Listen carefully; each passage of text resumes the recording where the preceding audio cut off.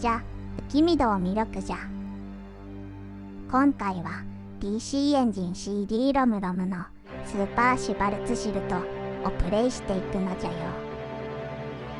前回はかなり長くなってしまって反省しているので、今回のエピソード4は2分割にする予定じゃ。エピソード4はいきなり戦争相手のモーゴル藩からの挨拶じゃ。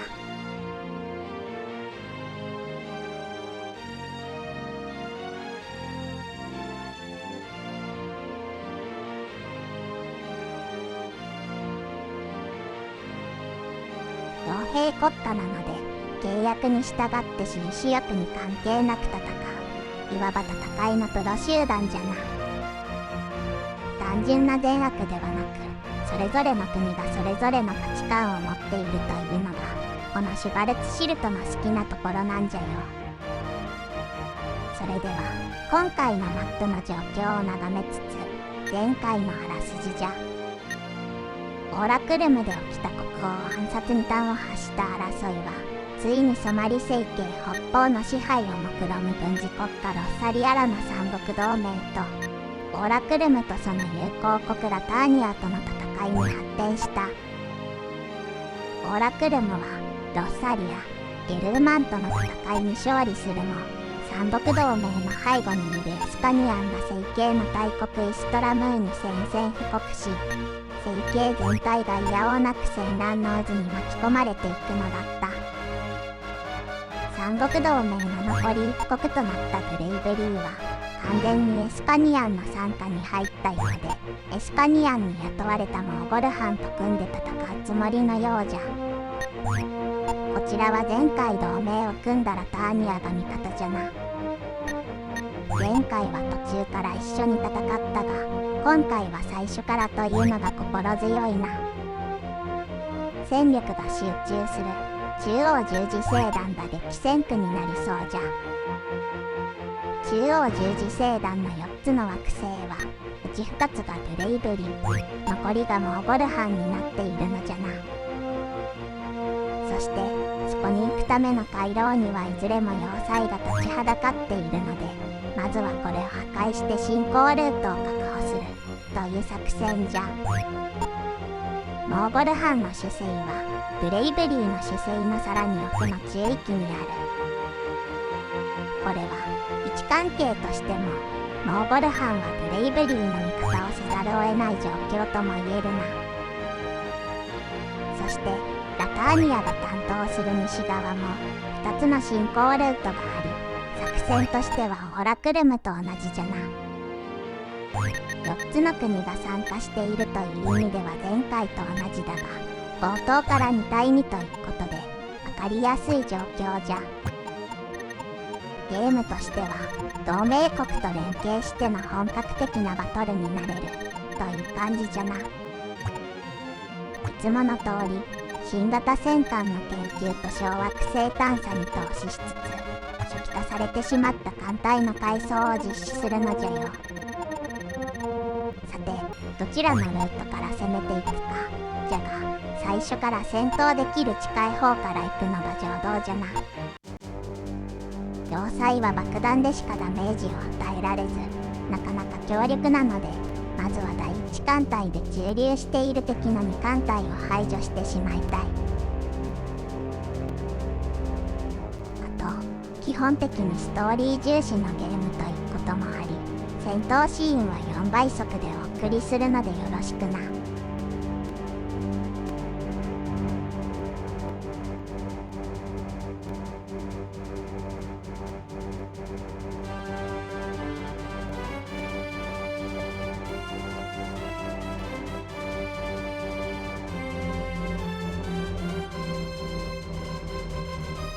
敗退してしまったが要塞戦まで行ったので OK じゃ。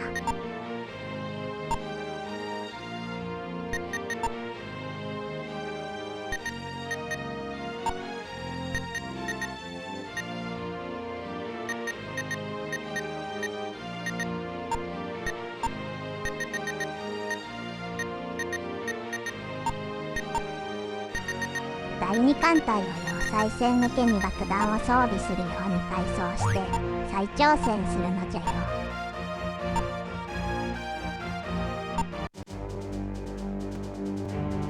要塞は衛星に比べると攻撃力も防御力も高いので、できれば戦いは避けたい相手なのじゃ。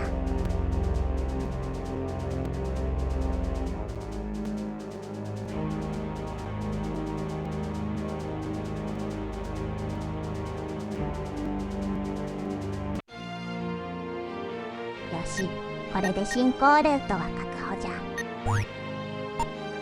もう一つの要塞がある回廊からモーゴル班がどう攻めてくるかが気になるな。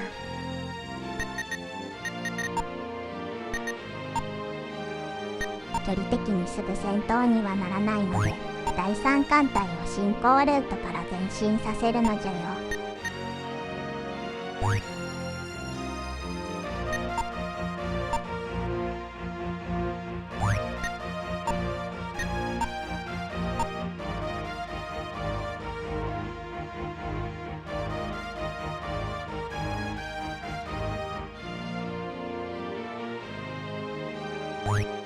なるほど。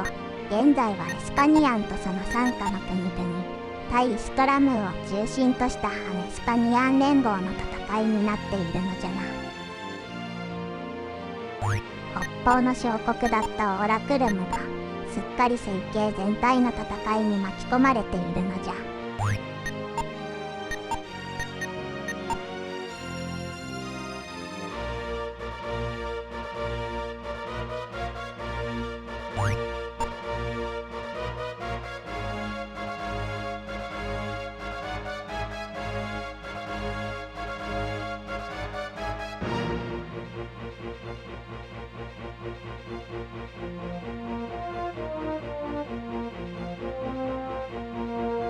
モーゴル班の艦隊はほとんどオラクルム方面の戦線からは引き上げてしまったのじゃ。第二艦隊は要塞戦向けの爆弾装備で修理用の資材もないから一旦引き上げるかな。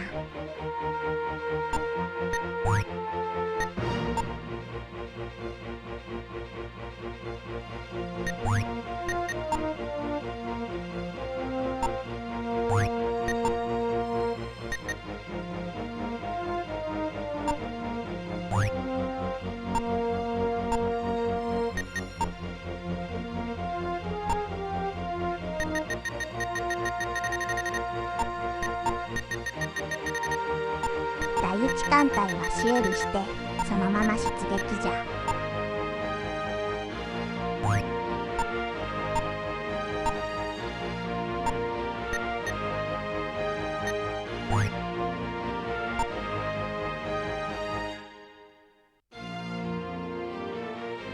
お、ラターニア艦隊が頑張っているのじゃ。なかなか頼もしいな。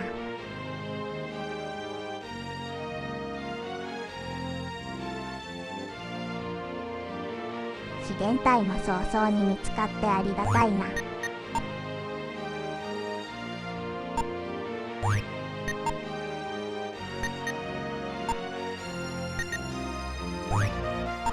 どうやらモンゴル班もラターニアとの戦線に向かっているようじゃ。単純にブレイブリーを支援するということなのか。それともあえてこちらの戦線は手を抜いてくれているのか。意図するところはわからぬが、今は前進あるのみじゃ。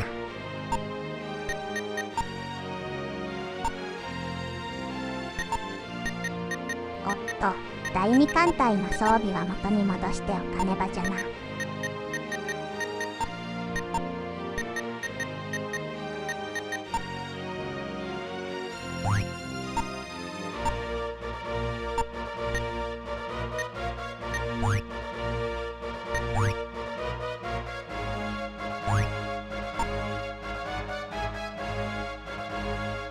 ラターニアは2つの回廊の両方から攻める両面作戦じゃな。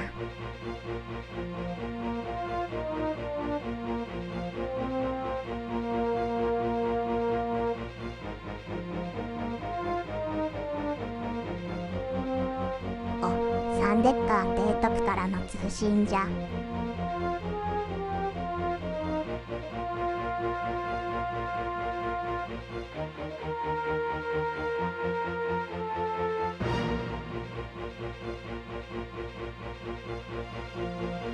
イストラムーは南方中域でエスカニアンと戦闘中のようじゃ。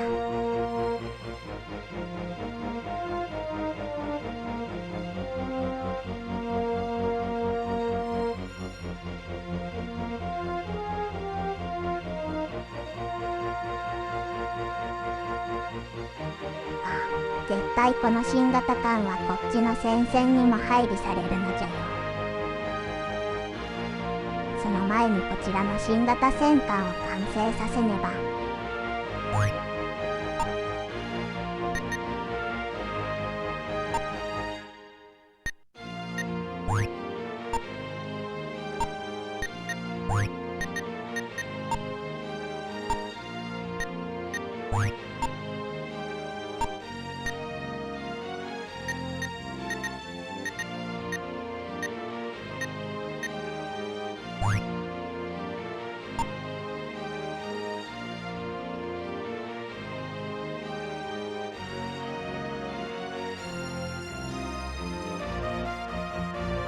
結局こちらの戦線はガラ空きじゃな。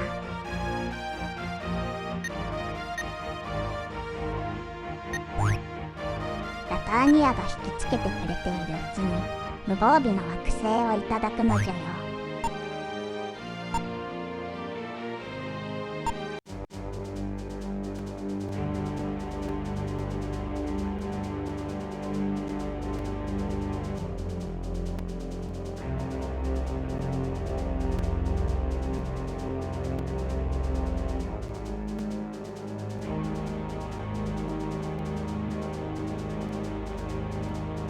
よし、十字星団攻略への足がかりを手に入れたのじゃ。これでモーゴル班がどう動くかじゃな。もしこちらに戦力を回してくるようなら、ラターニアに対しての援護にもなるのじゃ。まさにこれこそ連携じゃな。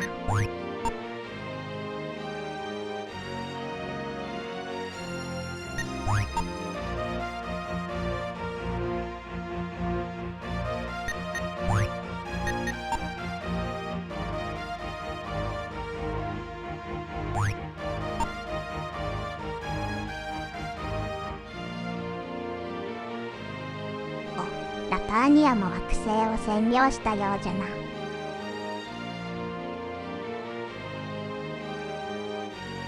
モーゴル班はこちらに戦力を戻してきたな。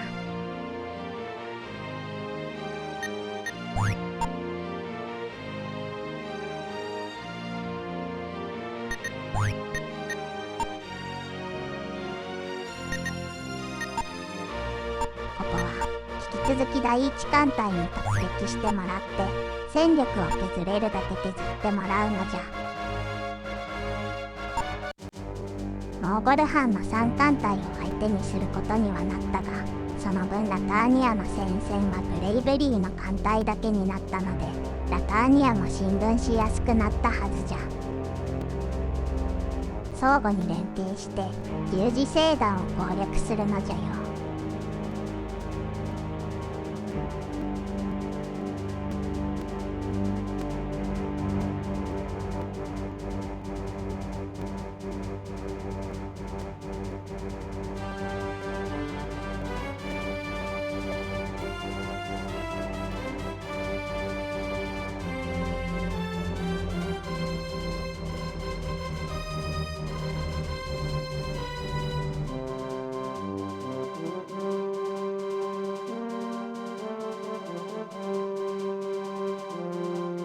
なんと第一艦隊だけで惑星やガタイを占領してしまったのじゃ。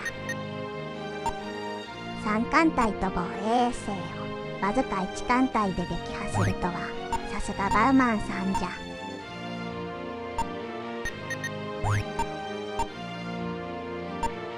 これで次は十字星団の一つに攻め込むか隣のラガンサを攻めるか悩むところじゃな。局はどちらも占領するんじゃが、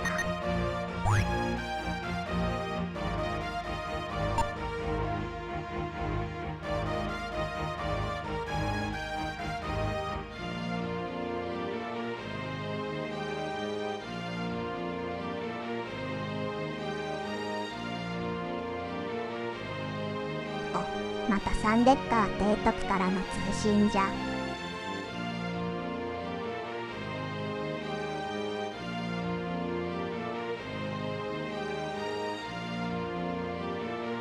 かなり苦戦しているようじゃな。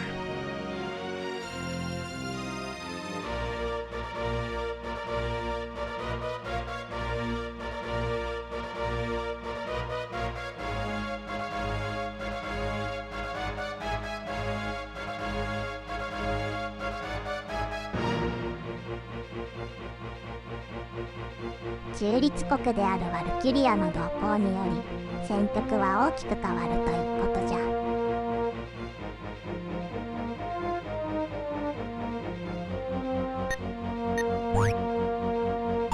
いよいよ次のターンで新型戦艦が完成するのじゃよ。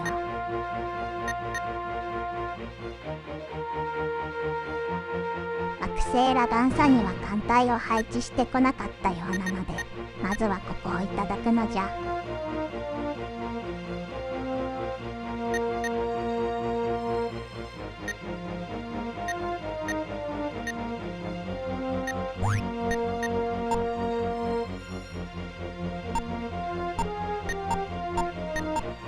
また第一艦隊に頑張ってもらうのじゃよ。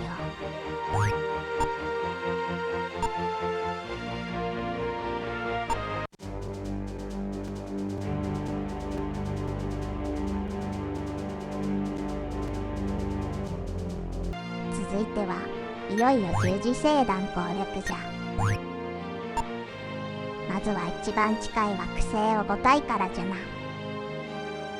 こちらは2艦隊が控えているので、この惑星の占領自体は問題ないのじゃが、その後が大変そうなんじゃよな。次のターンは敵も移動してくるだけなので、問題はその後じゃな。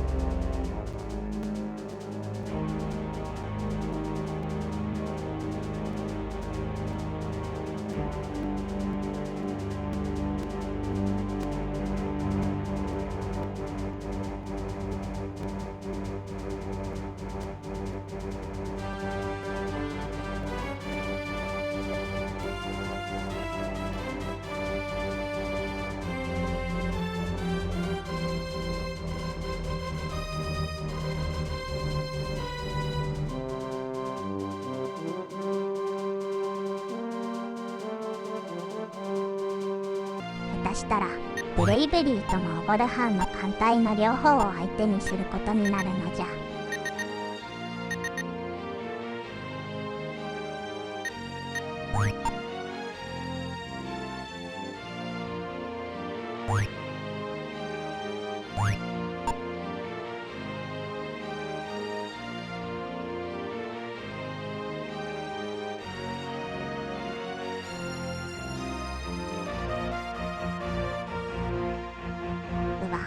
両方とも全艦隊を戻してきたのじゃよ。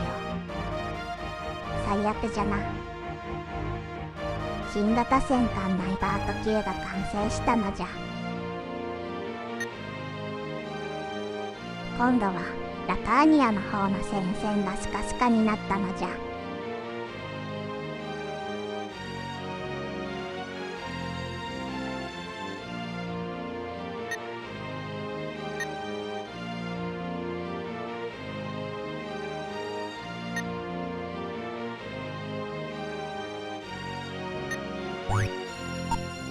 とりあえず第3艦隊をすべてナイバート級にするのじゃよ。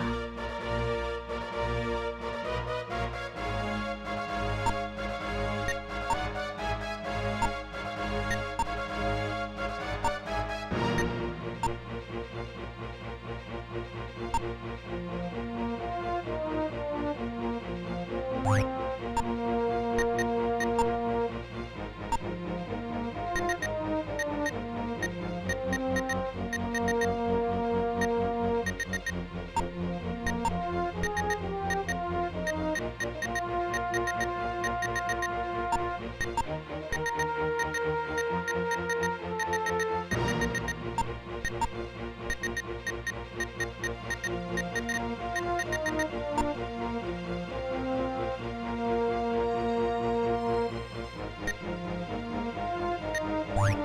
してわしはどうせ戦うことになるのなら攻め込まれるのを待つよりこちらから攻め込む派なのじゃよ。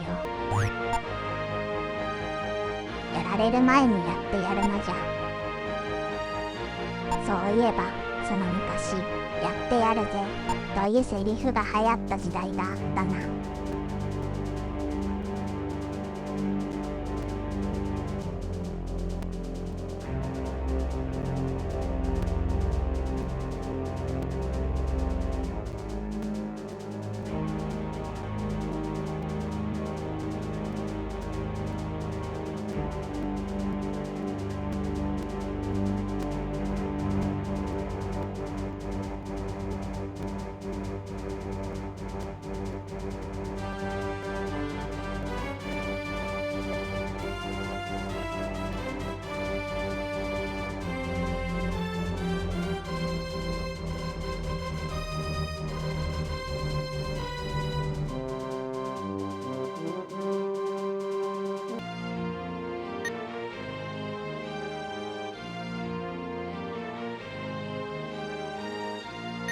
さすがに新型戦艦といえども第3艦隊だけでは占領できなかったので第1艦隊にとどめを刺してもらうのじゃ。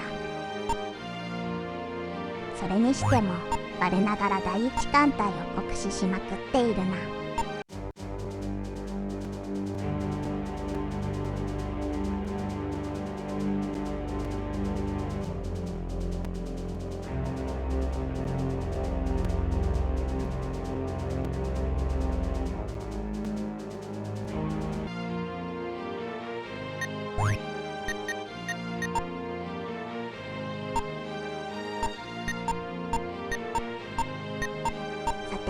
もう片方のモンゴル藩の艦隊についてもこのままだと攻め込まれるのを待つしかないな。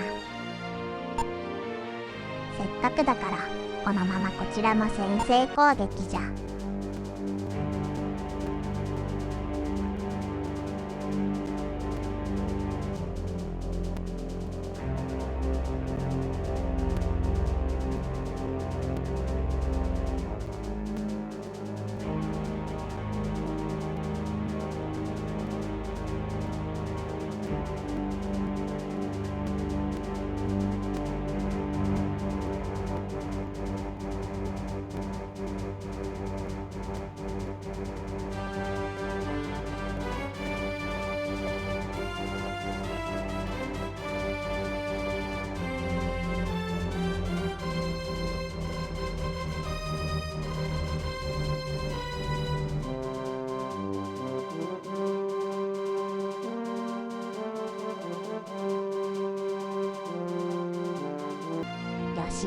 これで十字星団も残り惑星一つじゃ。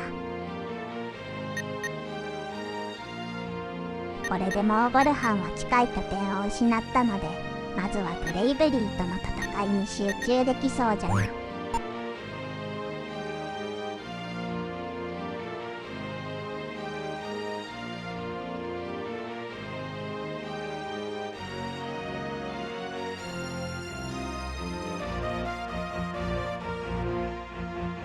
エスパニアンが軍事援助を行っているようじゃ。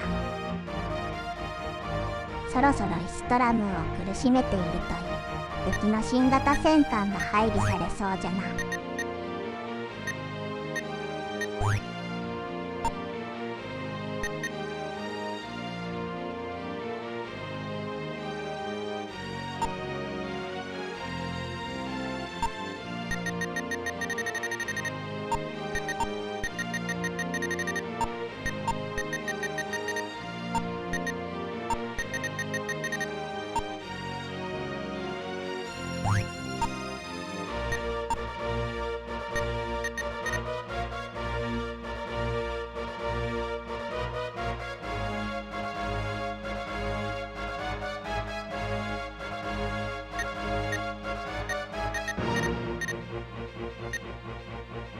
とりあえず十字星団をすべて占領してしまいたい。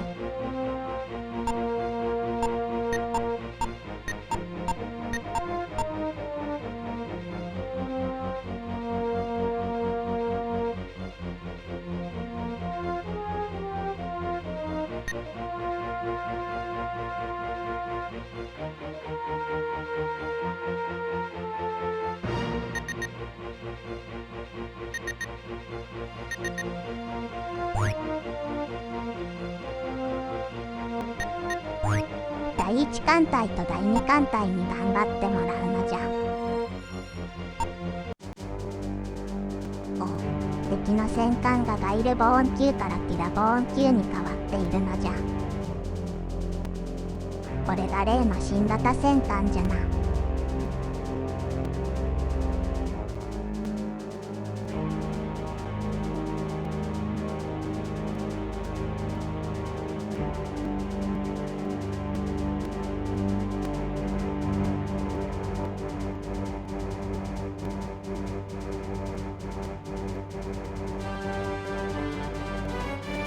さすが強いな。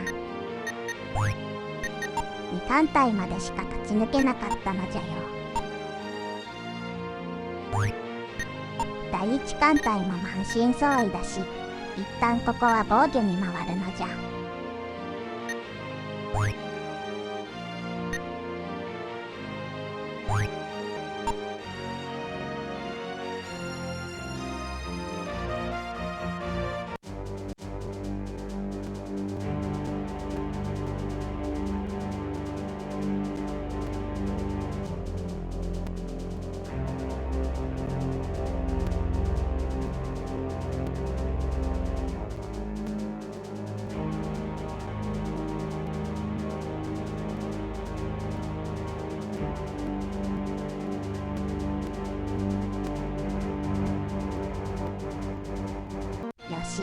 見事防ぎきったのじゃよ。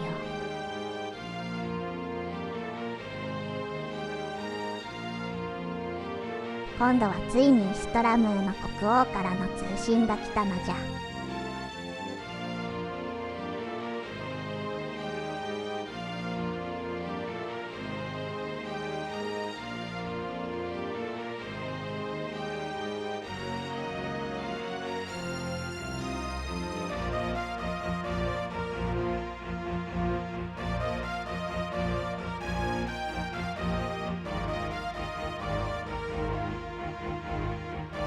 イストラムーはかなりピンチのようじゃな。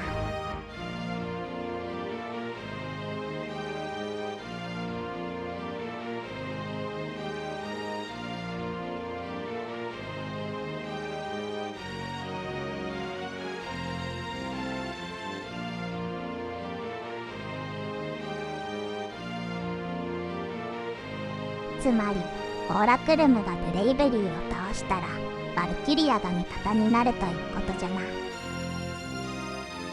すが中立国、なかなか慎重かつ冷静な判断なのじゃよ。ただ正義感だけではなく、自国が生き残るための戦略というのを感じさせるのじゃ。ガラ空きになった西方中域の占領はラターニアに任せておく。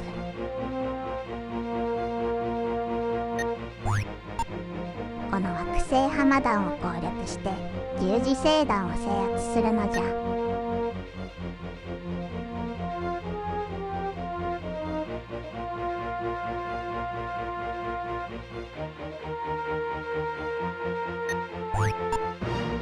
うまくいけばこの惑星ペルシスも攻略できそうじゃな。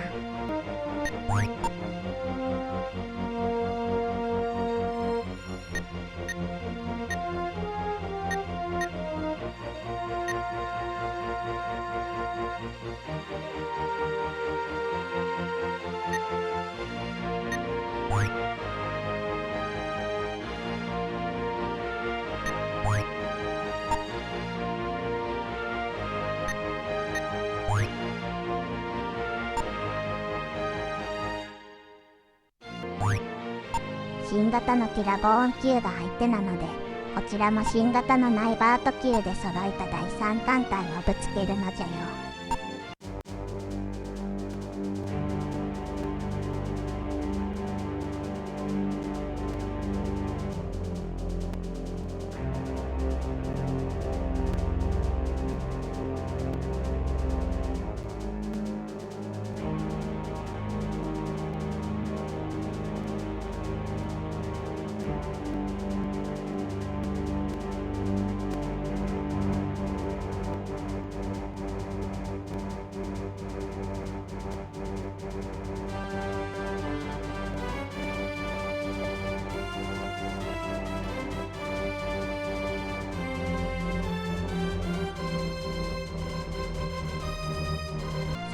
イバート級、継戦力というか耐久力が違うだけでもかなり強力なのじゃ。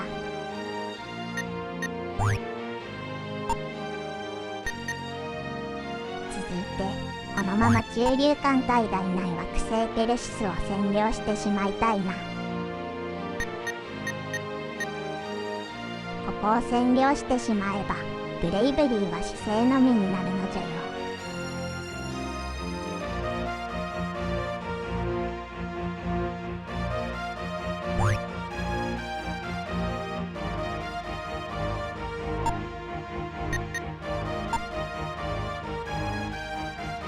新型戦艦に買い替えるかどうか悩むところじゃが、防衛衛星のみならわざわざ新型戦艦にする必要はないと思うんじゃよ。ここは節約して修理のみで行くのじゃ。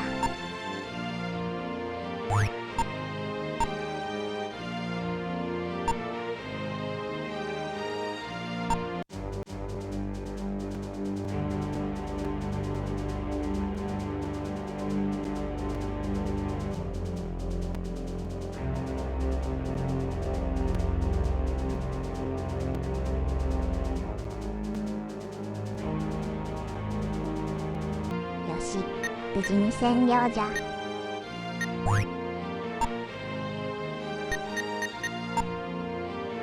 占領した惑星ペルシスの防衛には第二艦隊を派遣じゃな。せっかくなので新型のナイバート級をできるだけ配備するのじゃよ。何しろブレイブリーの新型ティラゴーン級の4艦隊を相手にするわけじゃからな。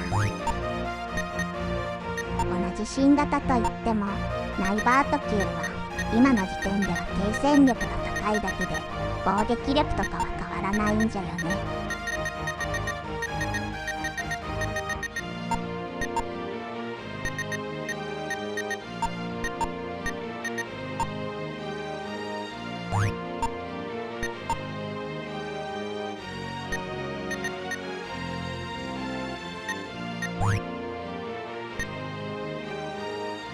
さすがに1艦隊だけでは防ぎきれないかもしれないのじゃ。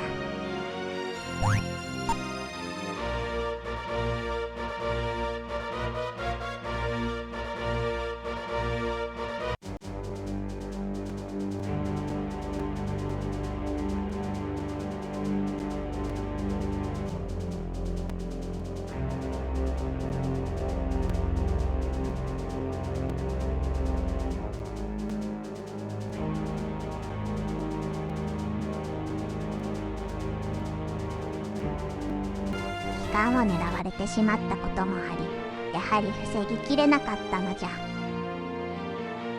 せっかく占領した惑星ペルシスを取り返されてしまったのじゃよ。お、レムリア陛下から通信じゃ。シャレにならないくらいピンチらしい。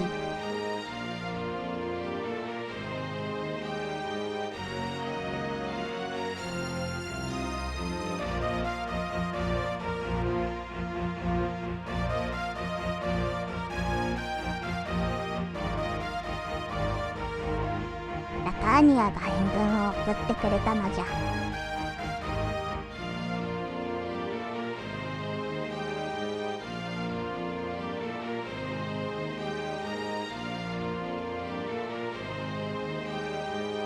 そして前回の最後でちょっと話題に出ていたカーク大佐が登場じゃ。